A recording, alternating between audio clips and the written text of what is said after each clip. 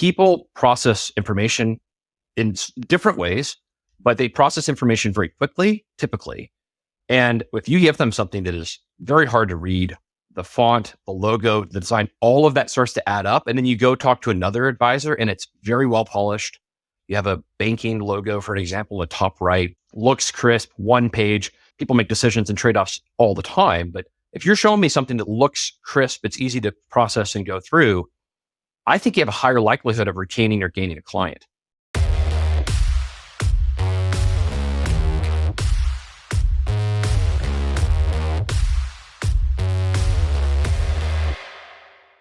Hey, everybody, welcome back to another episode of The Connected Advisor. I'm your host, Kyle Van Pelt, CEO and co-founder of MileMarker. And today I have the privilege of being joined by Clifton Schaller. Clifton is the Chief Growth Officer at FutureVault.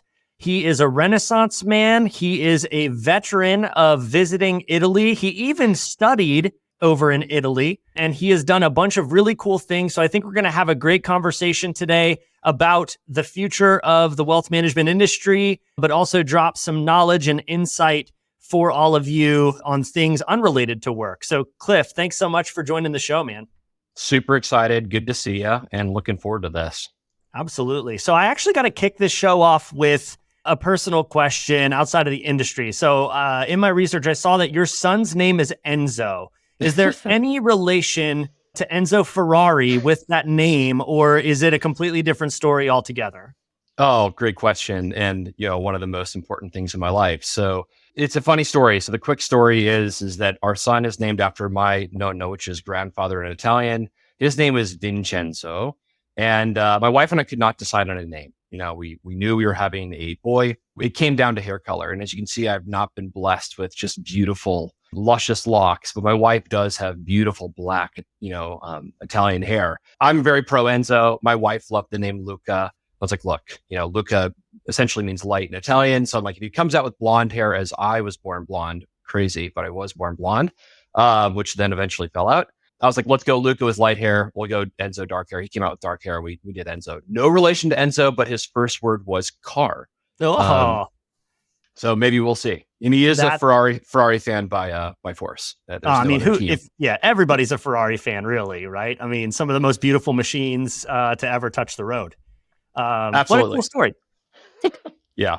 What a cool story, man. Well, speaking of stories, one of the ways I love to start this is with something that was actually inspired by a friend and previous guest, Tony Steach, and we're calling it your money moment. So, we've just found that almost everybody who's ended up working in this industry had some moment in their life that we kind of refer to as their money moment. It was something that got them interested in what happens in this industry, how it gets here and everything. So, Cliff, tell us what was your money moment? Even before the money moment, I fell into this industry by complete chance. I had always known the banking industry at a very, very surface level, obviously advisement and asset management, but it was just never something in college or even in grad school. I'd studied economics that I was like, I know for a fact, this is what I want to do. And, I started my career at Morningstar, which is an unbelievable place to work and start a career professionally, not working for myself. I was so entrepreneurial when I finished school that I wanted to do something for myself out of the gate, and then went and worked for a big, Fortune 500 corporate company.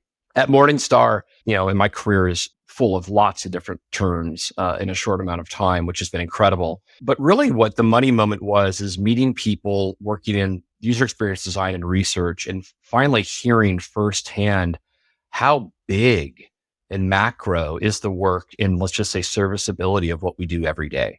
How many millions of people are impacted by the work that we do. And sometimes, it's easy to wake up and think it's all about the technology or the transformations taking place. But at the end of the day, there's millions and millions of people. I mean, if you want to go global, billions of people that are impacted by the movement of money, macro environments like the one we're currently in right now, liquidity, investment. So, I'd call it, the capital size of, deployment of capital and raising. So it's all cyclical in a way. So when I came into Morningstar, it was always just a thing that happens in the world. And then starting my career there, it gets real fast, especially getting so close to the customer and hearing how personal this is. And then ultimately, how can we help? Right. And I've spent my entire career in this industry meeting wonderful people and hearing stories of success, failure, friction.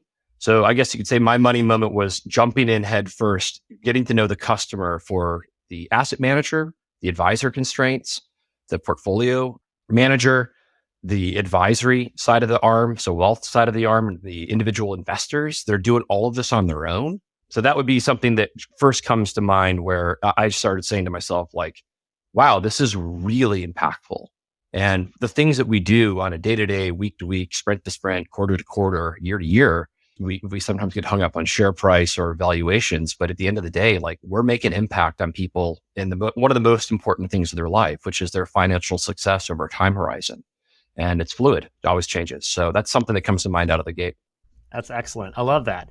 And not many better places than Morningstar to get sort of a view of the entire industry, right? There's not many companies in this space that serve asset managers, that serve investors, that serve advisors, that work with the technology providers. I really do think they touch almost every aspect of the industry in some way, shape, or form. Absolutely. And, one of the things that's one of their pillars, right, is people.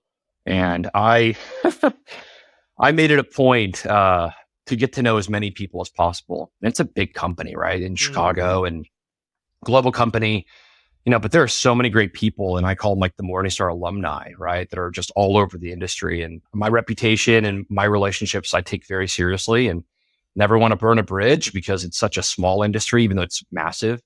And look, from the bagels on Wednesdays, now I think they're doing donuts. So they've definitely upgraded a bit, I guess, to, some of the things we accomplished while I was there, right? Like the true innovation and the true exciting milestones we accomplished along the multiple roles and business units I worked alongside, great people. Yeah, it was a great place to kick things off.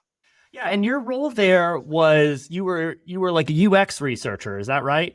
Yes. User experience, for those who don't know what UX is. So user experience researcher and then leading into product manager with that knowledge. Is that right?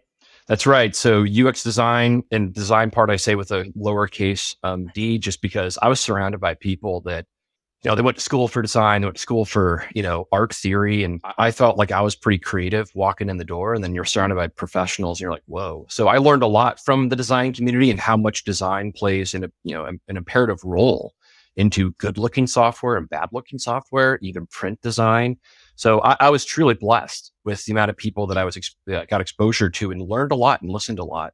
I was somewhat of a fish out of water, being an econ guy that likes business, capital markets, corp dev. So it was a little unique, but you try to learn, right, with the people around you. And that was a natural then fit into product management.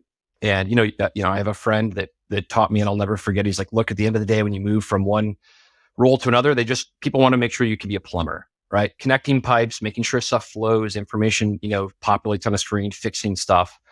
And I was it's called a glorified plumber when I started. And then eventually it moved into much more of a general manager type role, where you're working with sales, customer success, the business unit leader. You got a really strong business unit leader that's now somewhere else, and another business unit leader that's somewhere else. So we had outstanding leadership and mentorship to really teach and train me at a very, very early part of my career on how to run a business. Massive, right? 100,000 plus, customers using a platform, over $100 million, portfolio of recurring revenue. So we're not talking small startup, tiny stuff. We're talking a big, massive thing that you're going to have to do quarterly, reporting on for earnings. So it was a big deal. And luckily I had a lot of great people that kind of shepherded me along the way. And I learned a lot from a lot of people. I took kind of best practices from many people and tried to do the best job I possibly could, which was super exciting. But yeah, it was, became much more of, the track was much more aligned into, you're going to run a business unit, run a P&L. So I got out of the technology side of stuff and moved more into the business side, which was ultimately what I was looking for. That's awesome. I want to talk about that in a minute. But before we do, I actually want to talk a little bit about user experience design and things like that. Because I think in our space, at least what we see a lot at MileMarker, is the world of wealth management is so fragmented that I actually think there is a tremendous user experience design challenge. And that being, you kind of have advisors that might be, as we call it, small on purpose. So maybe it's, them and a partner, office manager, or something like that, they have to do everything, right? They have to, find the clients, deal with the clients, do performance reporting, do trading, do all of this stuff. Maybe they outsource some of it, but you have that. Then you have these platforms that advisors plug into where, there's like operations staff at the platform that are doing these things and all of that sort of different stuff. And so I kind of just want you to riff a little bit on, what does it take to have great user experience? Because one of the challenges we solve at MileMarker is that we're trying to take the data from all of these different platforms people are using and then aggregate them up into a nice user experience, for specific jobs to be done so that it's not all commingled together. And, we certainly live that challenge every day. So with the experience that you had, I'd love to hear you talk a little bit about some of the challenges of UX design, especially at a company that touches every aspect of the industry like we just talked about. Absolutely. So I think there's two components of it. There's the one that's experience visually. So that's the easiest one because most people can relate to it. I'll give you a good example. When you walk into a bank and you're going to open up a new account, right? I just recently did this. My wife's Canadian. I opened up a Canadian bank account. They described, we'd like you to come to the office, to the branch. I was like, what? I'm a millennial, so this is all disruptive to me, but I said, okay. So I sat in a chair in a drab office with overhead lighting, and all of that is an experience. All of that is designed on purpose. They hand you a document that's almost like the font's too small, it's jammed together, and you're looking at an 80-page document. That is technically designed by someone at some point in time, and it probably needs to be evolved.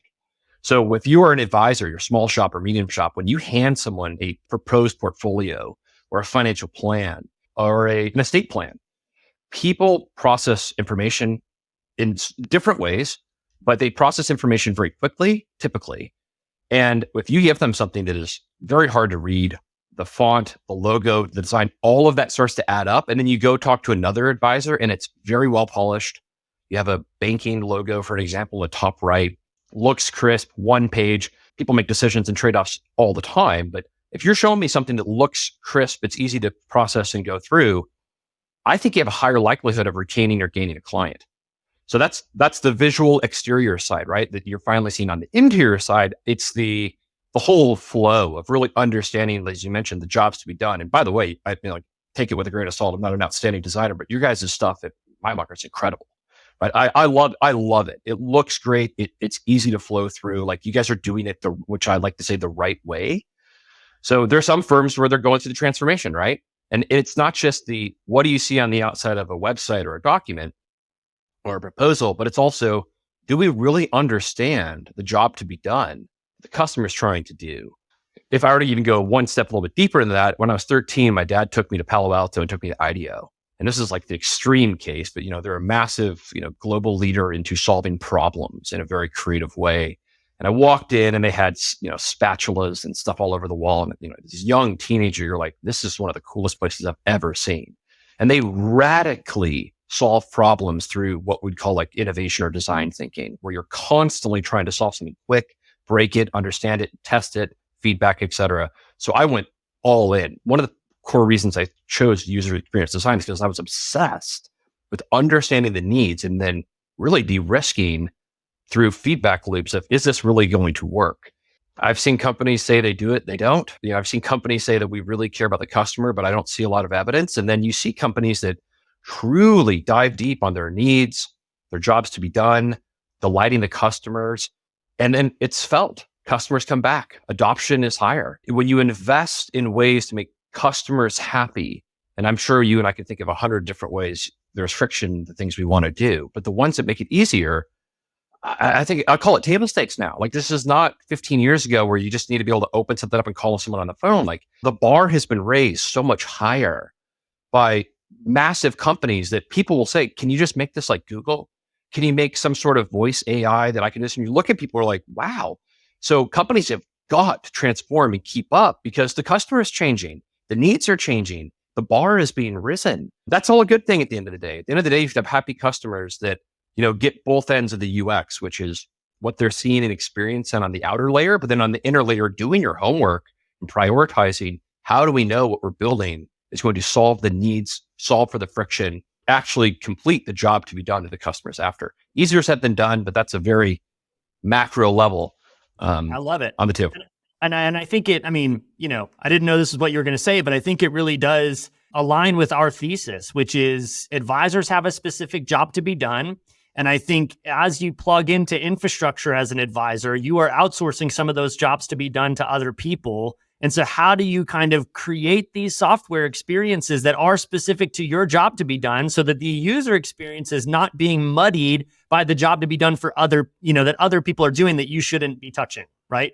So 100%. one of the ones I have out there that I'm, relatively bullish on, and I know some people won't like it, but I think you're going to start to see more and more advisors outsourcing financial planning cases to planning experts, right? You Sure. can still run through the plan with your client.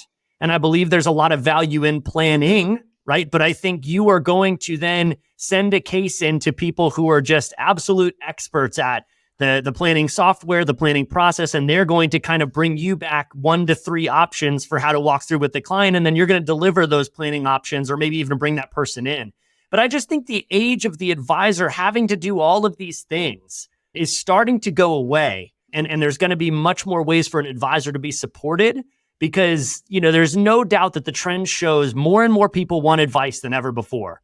Well, you can't provide advice to, 2-3x the amount of households if you have to do all of the work. And so I just think that's a massive trend that's coming, and obviously AI is going to help, technology is going to help, all of that stuff.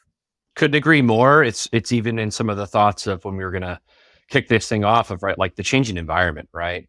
Yeah. Like how, you mentioned a number of things that are just so spot on.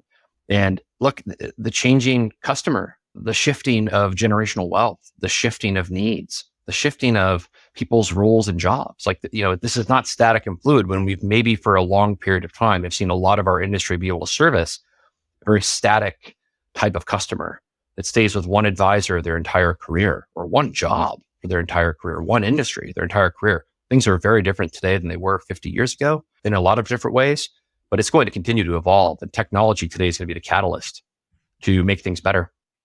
From my point of view. I totally agree. So speaking of your point of view, I want to shift a little bit into where we're going as an industry. So I'm cheesily calling this a view from a cliff, and look out onto the horizon out there and tell us kind of what you're seeing as the industry moves forward. Yeah. So a couple of things come to mind first, and this is just right on cue.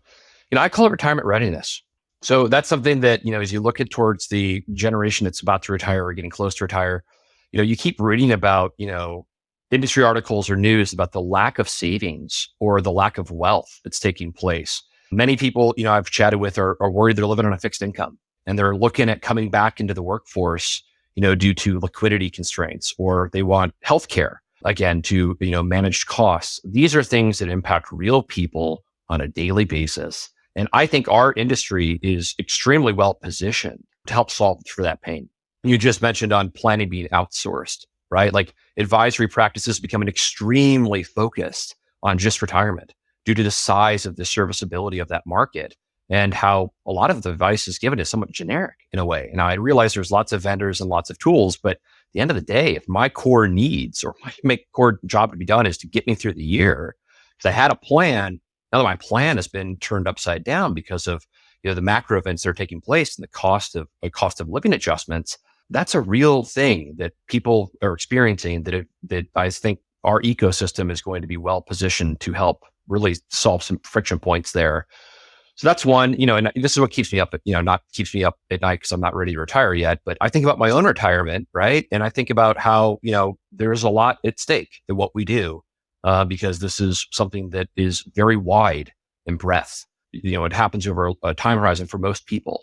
So that's number one. Another one is just navigating the amount of products that are out there. So an incredible infographic made by the Visual Capitalist on LinkedIn and, sponsored ironically by Morningstar, that there's over 1 million managed products out into the ethos today. And to me, that's extremely interesting to think about.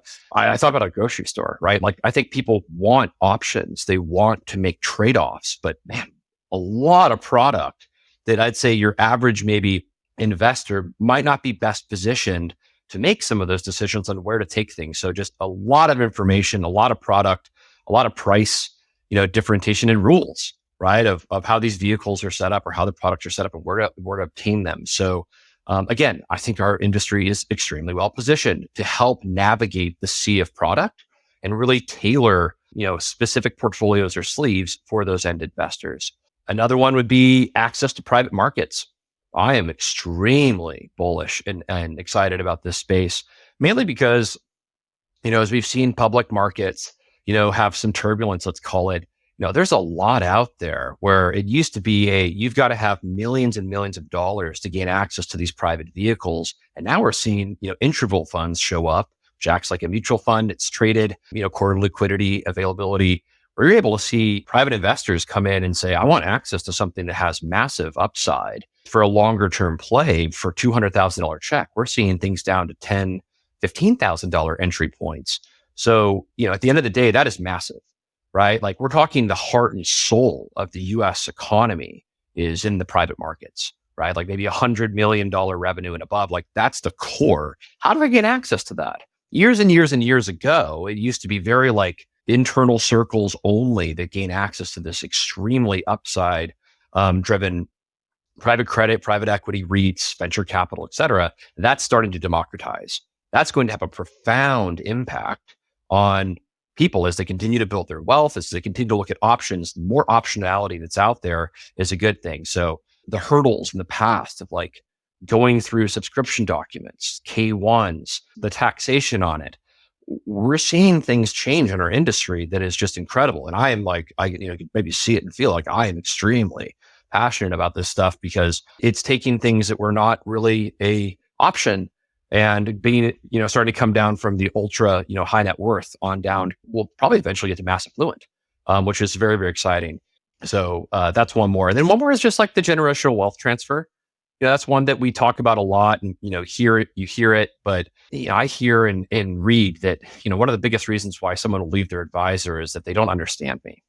That's one that continues to pop up in my mind is that they don't understand my needs and they don't really get me. And trust me, when I walked into that large bank in Canada, I was like, they don't understand me. I should not be sitting here, but I had to sit there. Like at the end of the day, if firms are going to try to reach Gen 2 and Gen 3, they're going to have to start thinking about how, one, their services, their total experience as an advisory practice, whether it's a breakaway that's brand new or a newly established RIA, they're going to have to figure out how can I go and really be able to keep that next transfer when it takes place, there's that AUM under management, right? So that's another thing that I'm thinking about. And the last and not least, and we kind of touched about it earlier, is just the millennial change in Gen Z, Gen X, Gen Z lifestyle changes. We're going to see a massive change, when we're older, Kyle, and we're talking about all this stuff that this happened, some many moons ago, things will be different, different needs, different preferences, different goals. When I ask people, hey, if you weren't doing what you were doing today,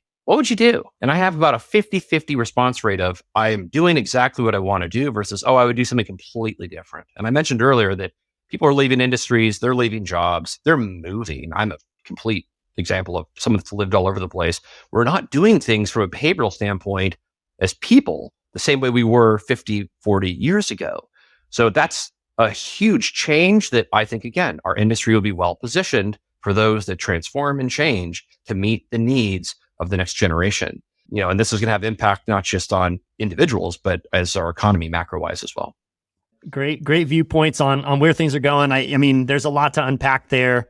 And I couldn't agree more. I think the access to private markets is one that we've talked about a good bit on the podcast. It seems like it's a massive trend, especially too. One thing I don't think you mentioned is, companies are also staying private longer, right? So it's like, 10, 15 years ago, you'd be able to get access to that company maybe when they were at 100 million in revenue because they would go public. And now you could really enjoy that ride up. Almost nobody does that anymore, right? There's so much money in the private markets to help them stay private, to help them all of that stuff. So okay, great. How do you get someone, who traditionally would have been able to put $15,000 into a public stock that went public at $100 million in revenue? Well, how do you get them to be able to do the same thing? I think that's excellent. I think there's lots of people doing interesting things around the management of K1s and investor stuff too, because that is a headache, right? So I love those comments. And I think too, your comment on advisors understanding clients as a means of keeping them in this generational wealth transfer is further supported by what we were talking about earlier of, well, yeah, you got to get all this other stuff off your plate so that you can spend more time, behaviorally understanding those clients and personalizing to those clients. It's a lot of work, right? It's a lot of work to get to understand the differences between Cliff and Kyle and, our significant others and all of, those different nuances. And every moment that you spend trading or, figuring out, asset allocation or portfolio allocation is a moment being taken away from understanding those nuances. And so, I think that's going to happen. And so, well stated, man. It's all interrelated in some ways, and it's exciting at the end of the day. I love this stuff. This podcast is brought to you by Turncast. We make game-changing content for fintech and financial services companies. Learn more at turncast.com. Let's shift a little bit to hearing what you're up to now. So you recently started a new role at a company called FutureVault as the Chief Growth Officer. So help us understand what FutureVault's doing and the role that they play in everything we just talked about. Absolutely. Super exciting things happening over here. Kind of the table stake or the setting the table a bit is, look, we're based out of Toronto, Canada, 40, give or take FTEs. Super exciting thing is we've got 3 patents granted, 1 patent pending, 2 trademarks. That was something that I learned right immediately upon interviewing here. We're in the business really to help companies with document and data. I like to use the word insights, but currently we're serving customers with document ingestion. You're able to ingest documents that is structured, unstructured, the metadata that's on those documents, bring that in, servicing front office, back office, middle office. So we serve multiple different personas with bringing in documents which are either at the business level or at the personal level. So we have some firms that are massive, that are doing things about client onboarding, trade order execution, and really the value that we'll be able to provide those firms is really on the onboarding of the documents, ingesting, coming inside. And then on the let's call it more front of the office, really, as I mentioned earlier, like finding a way to really get to know the generation 2 or 3 is through giving them suggested documents that either the household or household family member might need at a certain point along the time horizon. So, a great example of that is that, look, we have a new family member. Hey, I've noticed that it was brought up in my notes, in my CRM, and hey, here's some suggested documents on getting started on a 529 plan. So, at the end of the day, we make things easier and more efficient for advisory firms and their advisors to execute document, exchange, but also getting much deeper and a personalized level with their end clients. So we serve multiple different types of personas. We have value propositions to both customers and the advisor. So it's an exciting space. We're headed much more into a space that's driven on insights and analytics. I call document management table stakes. Our founder and chairman, really believes that, I think he's on to something where everyone's going to have a digital, let's call it wallet in a way where if you are managing multiple different types of businesses or you only have your own personal life, you have it in one place. And we think that having that connected to your advisory side or wealth side of the practice is only going to help, right? So some people use Portal, some people use Exchange. Regardless of terminology here, our business is serving, North American clients, large and small, with the ingestion and then access and insights of that data and documents. I love that. So for those who are initiated in the space, you probably get this a lot, but is this, something that, they would use in place of a Laserfiche, or are they replacing maybe Box or SharePoint or, something along that, or is this a net add to some of the stuff that they're using? So where would you see if I'm an advisory firm thinking, oh, that sounds pretty cool, Cliff, where does that fit in the stack for me? Yeah, so it's a great question. We hear some of the names you've mentioned as hey, we're considering, right? So we're in the middle of a vendor switch. We're looking at you and one of the vendors that you mentioned there. I'd say that the most intriguing thing is that we have use cases where if it's just all they want to do is just document storage, we're up head to head versus, we're using SharePoint today, right? And, look, we've got some regulatory concerns and we want to get this into a very secure vendor, that's in the cloud. We're in AWS, for example. We want this to be a safe and secure environment for our entire practice. So the chief compliance officer is driving that conversation. We also hear people that are on, the chief technology side that's really focused on, trader execution or making sure that an advisor is able to recommend a product because they've gone through the right training. It's a good question, but we also provide so much unique value that you're not going to get out of a SharePoint or you're not going to get out of a Box. It just depends on how can we curate the right packaging for your needs. And if it's us versus Box, I think we have a pretty good chance of taking them on head on with what we have today. So if you're an advisory firm and you don't do much, talking with clients, we can serve you. If you are dealing with clients day to day and your core technology is, let's say, portfolio management tool, you're using CRM, financial planning, like we are across the entire workflow where anytime something's passed between you and the end client, not only can we compliantly store that, we can also generate insights as well, which we're in the middle of developing something with AI, which is extremely exciting to give advisory firms like, hey, FYI, I see that half of your book of business has a dependent, but no 529 plan. Like, let's talk about that, right? Like we're calling him Scotty. Scotty's showing up and saying like, hey, Kyle, like if you're a home office, we can x-ray through the entire RIA practice and say, why are people in Stone Mountain, Georgia at the practice doing 529 plans at 5X versus the people in Vermont? What's going on? So I'll conclude with a lot of technology is binary, like the documents are in there or they're not. We're transforming and we already can do this, but we're going on a track that's much more of not only will you take your documents and ingest it in unstructured data, structured data, et cetera, we're going to start giving you the insights on your practice that you can then take action on or send to your CRM to make an advisor follow up on it. So the goal is personalization. The goal is to service the advisor, the home office, and the end clients in a meaningful way. So we have multiple value points depending on the firm.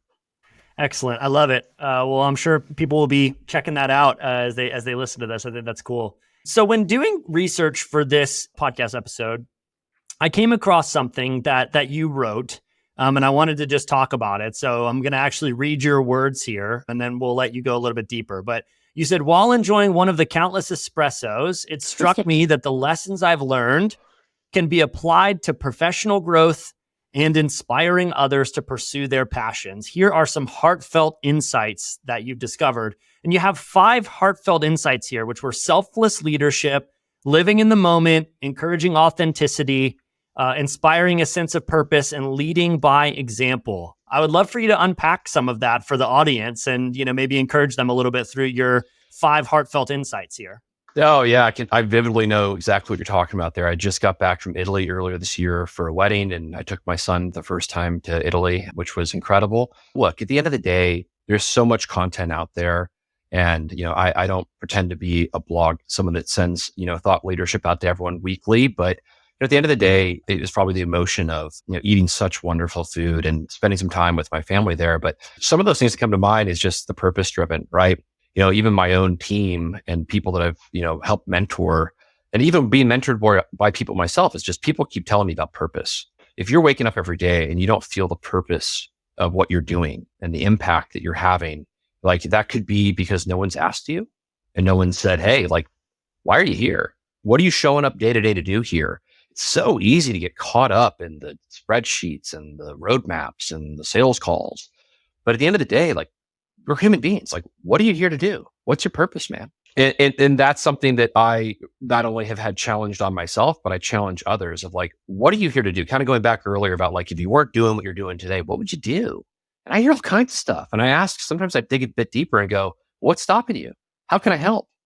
Right? So selfless leadership, like, look, I've had a lot of managers in my career and, I've interacted with a lot of different people, and those that tend to do, they don't say this, but there is no work beneath them. People that are willing to roll up their sleeves, like it inspires people. Knowing how to lead from the front, lead from the rear, lead from the field. People are able to inspire others, right? Through selfless leadership. And it truly inspires me, being a leader and an executive and trying to instill that magic in your teams, right? To, say like, look, like I'm never going to ask you to do something that I wouldn't do myself.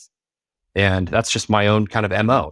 It's kind of how I was raised. And then, one more is just leading by example. I consider, myself to be very fortunate. My family background is, firework makers from Italy and, brewer from Hungary, from Budapest. Like I'm very aware of like how hard things were and how hard things can be, and how leading people by example of like, look, good things can happen to those.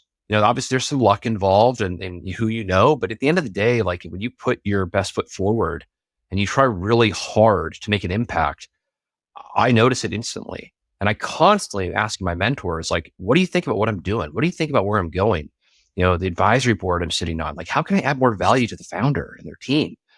The corporate development activity, like, what do you think about that? So I get really pushed and led by people that have laid, track down before me, and just leading through example for those that are growing in their careers, vice presidents in sales, vice president in business development, vice VPs in product. How can you lead by example to help them achieve their goals? And, look, at the end of the day, I'm always looking for my next espresso, but I'm always thinking about, when can I truly check out a bit, read a physical newspaper, and sit somewhere in the sun, preferably somewhere in the Mediterranean, because I love pasta. But, at the end of the day, to get there, you got to do your job. You've got to be prepared. You've got weight on your shoulders to deliver for a board, for investors, for the people we serve. So, to do that, you've got to lead by example. So those are three that I would say and unpack that come to mind first. But be a leader. I said this at Morningstar, and I say this now, like, I've always inspired to be the manager and be the executive and leader that people want to come work for. And I always tell them, you're not working for me. We're working together, right? Like, this is a team. I've played sports my entire life. There is no one, there is no I. Like, we are going to do this together. I am going to help you the way people helped me, make you a better individual so you can be a better team player, no matter what you want to do. If you don't even want to work in this industry, I'll help you. You want to go start your own business? I'll help you. We're human beings, right? We have feelings, we have emotions, we have things going on in our personal lives, we have families. I'm here to make your life better. And if I can do that in a really nice, polite way, preferably depending on how many espressos I've had in the morning, I can be a little cranky, but my goal is to wake up every day and make an impact on those around me. And that's hopefully selfless and purpose-driven. I love it. Thanks for sharing. Those are truly heartfelt insights that you've discovered. And I think it's true. I mean, there's so many things that are constantly going on. Figuring out in a way to be authentically grateful for what you have. I'll even just share this is going to sound like a weird thing, but I dealt with a moment just yesterday where we went and got groceries. First of all, we picked them up. So I didn't even have to go into the store, to get them. It's like I went, they put them in the car, and I came home. And I found myself in this moment of frustration. I'm like, oh, like lugging these groceries in, whatever, blah, blah, blah. And I got hit with this moment of like, I'm just very grateful to be able to have this food, to be able to, to be grabbing groceries out of the car, to have a full fridge. Like, I know there's a lot of people who aren't, and that might sound a little cheesy to some people, but taking just 20 seconds to be grateful for the thing that it's like was, causing me quote unquote inconvenience in that moment. It reframed that whole moment for me yesterday and, kind of set things on a different path. And so I think that's an important lesson to learn. I would just add too, that I couldn't agree more, is just finding your motivation, right? Yeah. Like, that's one that I push people on all the time. My motivators are my grandfathers. Came from nothing, like just, looking at the pictures when we go back of how little people have in the small little rooms in southern Sicily and Italy. Like, when you see that stuff, it really helps you kind of frame, like, where am I at today? What do I have? And then, how it just gives you the joys of the things you have in your life. Right. So my motivators are the people that came before me, and I'm here because of them, obviously, but their background, how hard they worked to give my parents and ultimately myself the opportunities. And, I'm fully aware of that. And it drives me daily to make them proud. They're not here today, unfortunately, but, a lot of their legacy lives through me. And that's what motivates me, is making them proud, even though they're not here. Well stated, man. And we'll kind of leave it there. So we're going to wrap up with our final segment that we always do, which is called the Mile Marker Minute. These are lightning round questions. So I've got 5 questions for you today. The goal is for us to try to get them all answered in under a minute. Okay. We won't hold you to it, but lightning round questions. So you ready to roll? Ready. Let's go. All right. Andiamo. First question for you. I see a stack of books behind you, so this is a good one. What is the best book you read in 2023? Easily Robert Greene. What is it? 40 Laws of Power. Right here. Yep. These are all Robert Greene books. They're incredible, next to Aristotle and Plato. But I would say the Robert Greene books have the most profound impact in my life. Love it. Second question. What is one thing that firms who want to grow should focus on in 2024?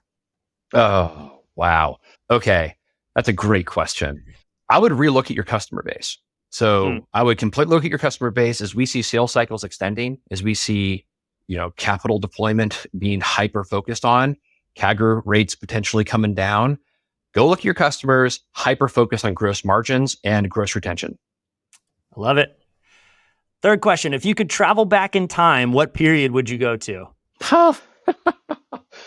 Oh man. I've heard my whole life. I'm an old soul. I would probably go back to, it's a toss up between 1920, just frankly due to the clothing, and then probably 1960s also due to the clothing and shoes. And it would probably be in Europe. It would not be in the States. It would be Europe.